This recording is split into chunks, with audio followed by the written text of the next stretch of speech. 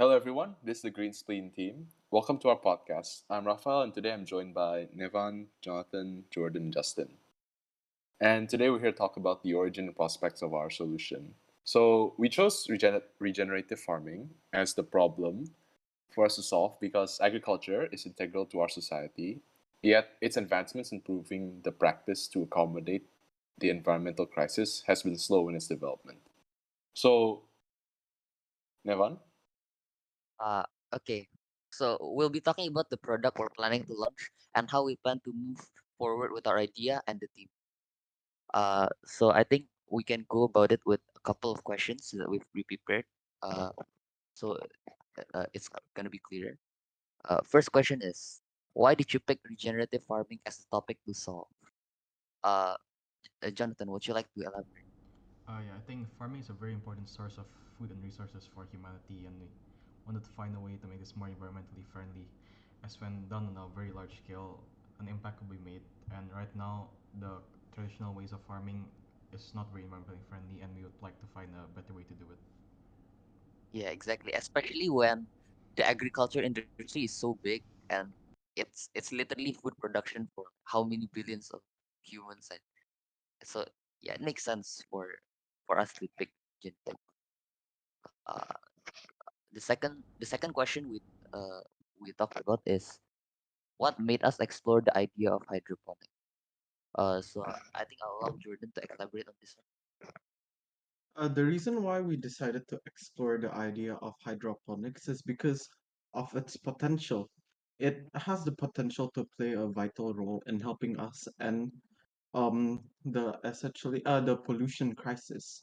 And with it, it can also provide us a sustainable way in order to continue to grow agriculture and develop agriculture without the problems and environmental problems it causes, such as like the the overuse of pesticides, insecticides, and other such environmental problems.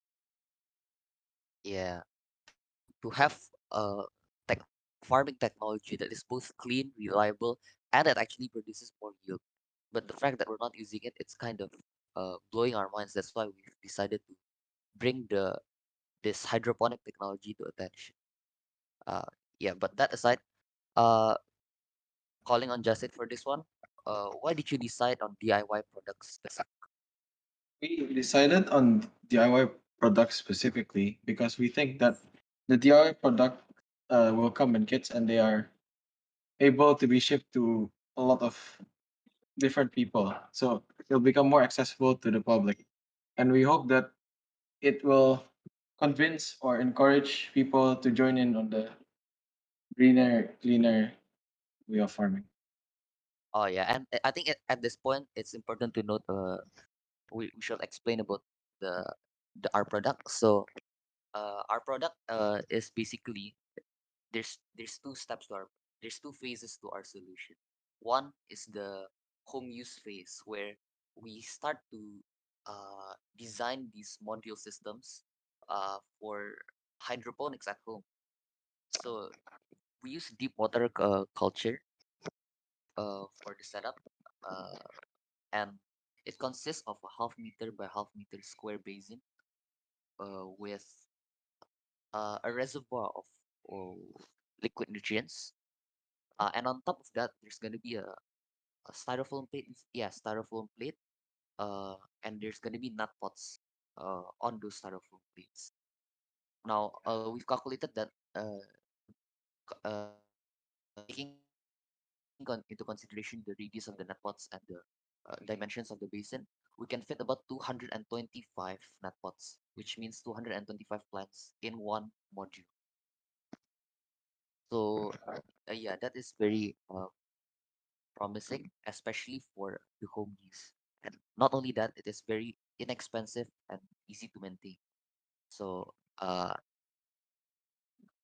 that is the product. We call it the DWC DIY kit so far. Uh, and that is the first product we're gonna be selling. There's gonna be a second product, but we'll get to that later. Uh, okay, I think I'm calling on Rafael for this one. how do you plan on expanding this idea? We have a model, a model for the module system, right? We're Yeah. gonna sell it homes all around the country and stuff. What are we gonna do with that funding? Where do we So, make the impact? yeah, thank you, Nevan. So initially, with our DWC DIY kits, it'll be more of an pre-order, so that it will not require any net cost to start up. And from that, we're gonna keep expanding through, so we can manufacture in larger batches, sell it online, sell it in retailers, and with all that funding, and around a year, or 1.25 years or so, we're gonna move on to the phase two of the plan, which is to introduce hydroponics commercially. In the method that we chose for commercial expansion would be the vertical aeroponic systems. Aeroponics in general is a much more efficient way to do hydroponics and farming. And compared to traditional farming, it will have around 30% greater yields and will be around 3 times faster. And this uses a lot less water and fertilizer, and also uses no pesticides at all, making it chemical free in terms of pesticides. Compared to deep water culture, this will save more space, letting us plant a lot more crops per unit areas, and this will allow us to get a higher yield. So how this works will be explained by Jordan. And uh, this is phase two of our plan, where we shift to commercial farming and try to focus on product yield and really cementing hydroponics and aeroponics as the future of farm. To start, we have a model of our vertical aeroponic system, and Jordan will illustrate that for us. Okay. So for the vertical aeroponic system, we plan to make use of a controlled aeroponic greenhouse model. Essentially, it'll be taking place in a fully draped, transparent building.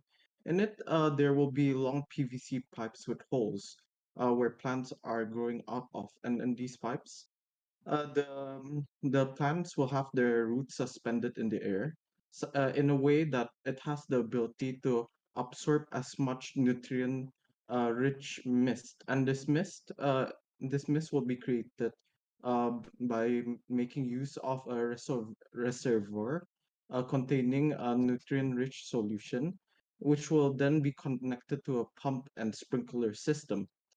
And the spray will provide the optimal amount of moisture, which will be able to stimulate the plant's growth and make allow the plant to grow healthily.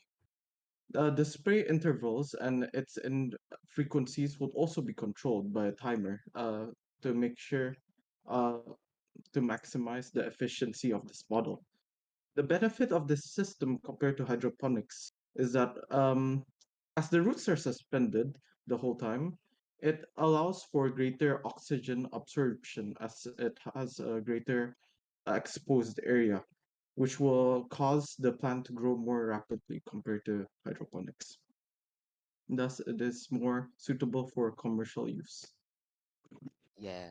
In addition to higher product yields, we're also gonna get a secured environment, a greenhouse, and the optimal growing conditions. Everything is controlled, and I think that's one of the main reasons why hydroponics is very, very promising in the market right now. So now Justin will explain how we plan on making these two products mainstream.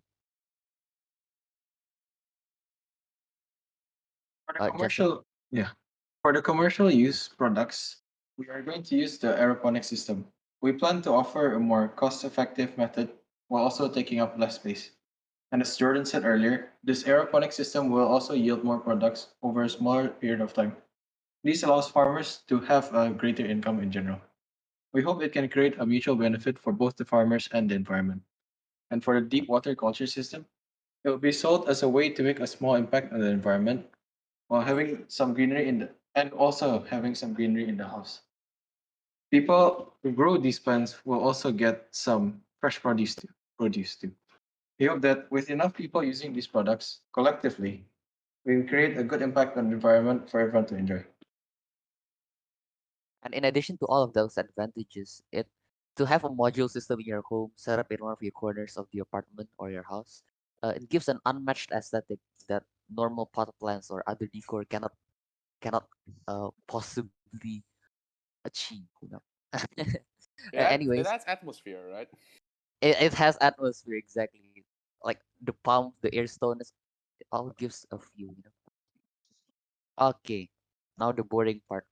Uh, after Justin goes, Rafael, can you talk about the budget and where the profits are going? Okay, so this is going to be entirely on profit since in the beginning stages of the program, uh, we're not going to be spending too much money on creating the batches at first since it's all on a pre order basis.